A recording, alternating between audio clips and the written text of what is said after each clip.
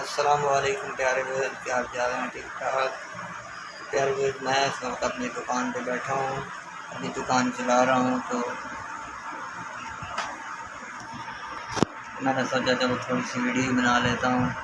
मैं इस वक्त अपनी दुकान चलाने में मसरूफ़ हूँ। बाहर मौसम आज बहुत गर्म है, धूप निकली हुई है, तो हवा हल्की की चल रही है, लेकिन गर्मी आज बहुत ज़्यादा है बाहर। तो इस वक्त मैं अपनी दुकान के अंदर खड़ा हूँ। देखिए पंखा चल रहा है।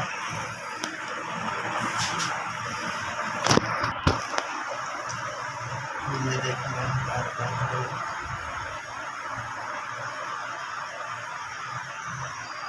तो अगर आपको मेरी छोटी सी वीडियो पसंद आए तो लाइक कीजिएगा, शेयर कीजिएगा, कमेंट्स कीजिएगा। जो भाई नए हैं वो हमारे चैनल को सब्सक्राइब जरूर करें। तो तैन शुरू साथ तब तक इजाज़त दी। अस्सलाम वालेकुम।